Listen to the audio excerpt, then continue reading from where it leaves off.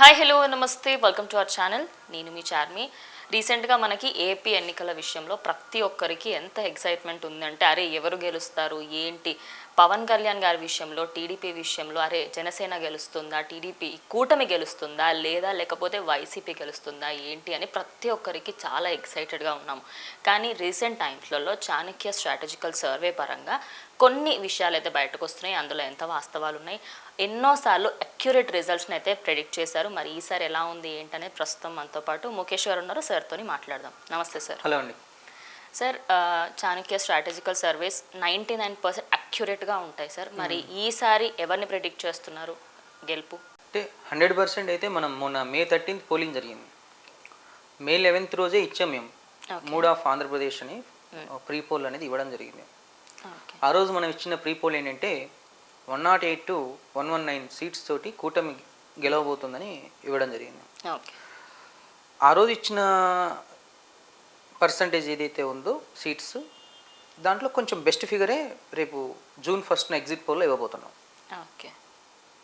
So sir, ఇప్పుడు చాలామంది ఏంటంటే కూటమి గెలిస్తే మాకు చాలా తక్కువ వస్తుంది అన్నట్టుగా ఎక్కువ మట్టుకి వైసీపీకి మగ్గు చూపిస్తున్నారు. నిజం చెప్పాలంటే ఆ ఏరియాల్లోకి వెళ్తే ఓటు వేసే ముందు ఒక మాట, ఓటు వేసిన తర్వాత ఒక మాట అన్నట్టుగా ఉన్నారు. అంటే జనాలు చాలా కన్ఫ్యూజ్డ్గా ఉన్నారని అనుకుంటున్నారు. 100% మొదట్లో కన్ఫ్యూజన్లో ఉన్నారు. అంటే మేము సర్వే రిపోర్టు 3 సార్లు రిలీజ్ చేసాం. ఒకటి December 30 తెలంగాణ ఎన్నికల్లో December 3వ తారీఖు రిజల్ట్స్ వచ్చాక December 30వ తారీఖు ఆంధ్రప్రదేశ్ మూడ్ ఆఫ్ ఆంధ్రప్రదేశ్ అని ప్రీపోల్ ఇచ్చాం. ఆ ప్రీపోల్లో 115 నుంచి 128 స్థానాలతోటి టీడీపీ జనసేన కూటమి విజయం సాధిస్తుందని ఇచ్చాం. జనవరిలో సర్వే చేసాము, కానీ ఆ రిజల్ట్ రిపోర్ట్ ఇవ్వలేదు. ఎందుకు ఇవ్వలేదు అంటే ఆ రోజు పరిణామాలు ఏంటి, బీజేపీ పార్టీ అంటే ఎన్డీఏ కూటమిలో టీడీపీ చేరబోతుంది అని ఒక అంశం తెర మీదకి వచ్చింది. అదేవిధంగా ఏపీ పీసీసీగా షర్మిల గారు బాధ్యతలు తీసుకునే అంశం కూడా తెర మీదకి వస్తుంది. ఈ అన్ని అంశాలని పరిగణలోకి తీసుకొని ఏమైనా ఈక్వేషన్స్ మారుతాయన్న ఉద్దేశంతో ఏంటంటే ఆ జనవరి మంత్లో చేసిన సర్వే రిపోర్ట్ని మనం హోల్డ్లో పెట్టాం. ఫిబ్రవరిలో కూడా రిలీజ్ చేయలేదు. మళ్ళీ మిడిల్ ఆఫ్ ది మార్చ్లో రిపోర్ట్ రిలీజ్ చేసాం. అప్పుడు రిలీజ్ చేసినప్పుడు కూడా 115 స్థానాలు టీడీపీ కూటమికి రాబోతున్నాయి అన్నట్టు ఒకటి ఇవ్వడం జరిగింది. ఏప్రిల్లో ఎప్పుడైతే ఎలక్షన్ కోడ్ వచ్చిందో, ఎలక్షన్ కోడ్ వచ్చిన తర్వాత నుంచి గమనిస్తే నామినేషన్స్ చేసే వరకు కూడా ప్రజలు కన్ఫ్యూజన్లో ఉన్నమాట 100% వాస్తవం. ఎందుకంటే కూటమికి సంబంధించిన అభ్యర్థుల ఎంపిక విషయంలో కొన్ని తప్పటడుగులు పడ్డాయి. అంటే బీజేపీ అలయన్స్లో చేరడం, బీజేపీ అలయన్స్లో చేరిన తర్వాత వాళ్ళ అభ్యర్థులు అంటే వాళ్ళ సీట్లు సర్దుబాటు విషయంలో కొంచెం అటు రావడం, టీడీపీ అభ్యర్థుల విషయంలో కూడా స్థానికంగా ఉన్న నాయకులను కాకుండా ఎన్ఆర్ఐలకు టికెట్లు ఇవ్వడం, ఇవన్నీ ఏంటంటే కొన్ని ప్రజల్ని కన్ఫ్యూజన్లో పడేసి. ఎందుకు కన్ఫ్యూజన్లో పడ్డారు, అప్పటి వరకు ప్రజలు కూటమి అభ్యర్థుల్ని గెలిపించుకోవాలని డిసైడ్ అయ్యారు. కానీ వాళ్ళకు నచ్చిన అభ్యర్థులు కాకుండా టీడీపీ కూటమి వాళ్ళు వేరే అభ్యర్థులకు ఇవ్వడం వల్ల ఎవరికి ఓటు వేయాలి అనే కన్ఫ్యూజన్ ఉన్నమాట వాస్తవం. కానీ నామినేషన్స్ అయిపోయిన తర్వాత మిడిల్ క్లాస్ కావచ్చు, బిలో మిడిల్ క్లాస్ కావచ్చు, అప్పర్ మిడిల్ క్లాస్ కావచ్చు, సెటిలర్స్ కావచ్చు, వ్యాపారస్తులు కావచ్చు, గవర్నమెంట్ ఉద్యోగస్తులు కావచ్చు, అందరిలో కామన్గా వినిపించిన మాట, ప్రతి 10 మందిలో 6 నోట్లో వినిపించిన మాట ఏంటంటే ఈసారి ఒకసారి ప్రభుత్వాన్ని మార్చి చూద్దాం, కూటమికి ఓటేసి చూద్దాం అని ఒక మార్పు అనేది కనిపించింది. ఆ ఈక్వేషన్ ఏమైంది అంటే లాస్ట్ 2 రోజులు మీరన్న కన్ఫ్యూజన్ అయితే మాకు కనపడలేదు. 11, 12 10, 11, 12లో ఫుల్ క్లారిటీగా ఉన్నారు, ఫుల్ క్లారిటీగా ఉన్నారు. ఒక అందుకు చెప్పాలంటే సైలెంట్ ఓటింగ్. ఎందుకు ఆ రోజు వరకు సైలెంట్ ఓటింగ్ ఎందుకు జరిగింది అంటే వాళ్ళకు వచ్చే సంక్షేమ పథకాల మీద ఏమైనా ఎఫెక్ట్ పడుద్దా, రేపు పొద్దున అటు ఇటు అవుతాయనే ఉద్దేశంతో సైలెంట్ ఓటింగ్ ద్వారా కూడా ఓటింగ్ జరిగింది. సో ప్రజలు క్లారిటీగా ఉన్నారు కాబట్టి 100% మేము చెప్పగలం, రేపు పొద్దున June 1st ఇచ్చే ఎగ్జిట్ పోల్స్లో కూటమికి బెస్ట్ సీట్స్ అనేది ఉండబోతున్నది ఒక మాట అయితే ఇప్పుడు చెప్పగలం. ఎందుకంటే ఆల్రెడీ మేము May 11 ఇచ్చాం కాబట్టి దాన్ని కొంచెం చూసుకోవచ్చు.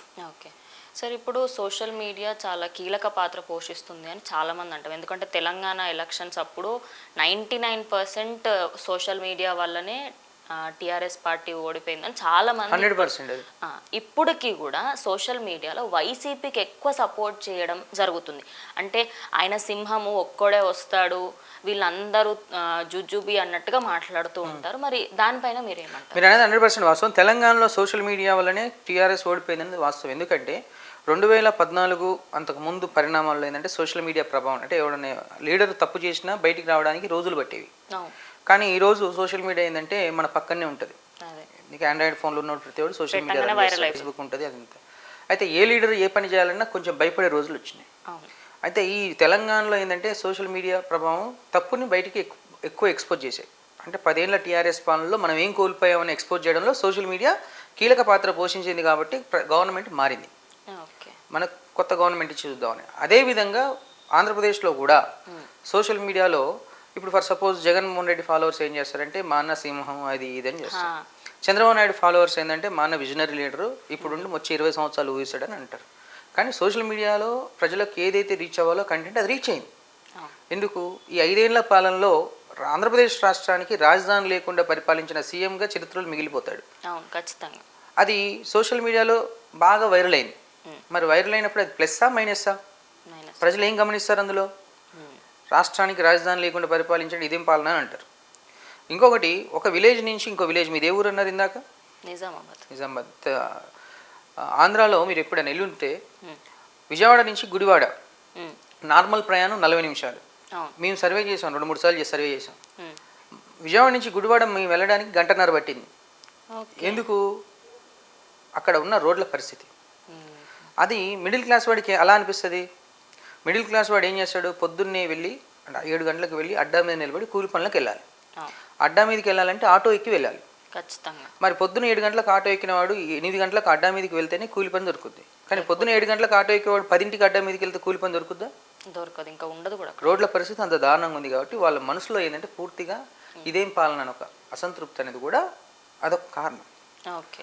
ల్యాండ్ టైటిలింగ్ యాక్ట్ కావచ్చు, అదేవిధంగా ఉద్యోగస్తుల్లో తిరుగుబాటు కావచ్చు, పిఆర్సీ రద్దు చేయకపోవడం కావచ్చు, అమరావతి రైతుల ఆందోళన కావచ్చు, తర్వాత ఎకనమిక్ క్రియేషన్లో జీరో కావచ్చు. ఫర్ సపోజ్ రాష్ట్ర బడ్జెట్లో ఏదైతే ఉందో అది ఖర్చు పెట్టుకుంటూ పథకాలు ఇచ్చుకుంటూ వెళ్ళాడు. కానీ ఎకనమిక్ క్రియేషన్, ఫర్ సపోజ్ ఈ రోజు నీ దగ్గర 100 రూపాయలు ఉంటే మీరు ఖర్చు పెడతారా? ఒక విధంగా ఎందుకు? రేపు ఇంకొక 100 వస్తాయని ధైర్యంతో ఖర్చు పెడతాం. కానీ రాష్ట్ర బడ్జెట్లో ఈరోజు 1000 కోట్లు ఉంటే ఖర్చు పెట్టాం, మరి ఇంకో 1000 కోట్లు రేపు ఎక్కడి నుంచి వస్తాయి?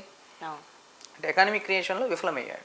సో అన్ని విషయాల్లో విఫలమయ్యాడు. కాబట్టి ఎడ్యుకేటెడ్స్ ఎవరైతే, ప్రతి ఇంట్లో 2-3 గ్రాడ్యుయేట్ పర్సన్స్ ఉన్నారు ఆంధ్రాలో యావరేజ్గా. ప్రతి ఇంట్లో ఉన్నారు గ్రాడ్యుయేట్ పర్సన్స్. వాళ్ళు ఏం ఆలోచన చేస్తారు? వాళ్ళ తల్లిదండ్రులు ఎలా మోటివ్ చేస్తారు? అవునా?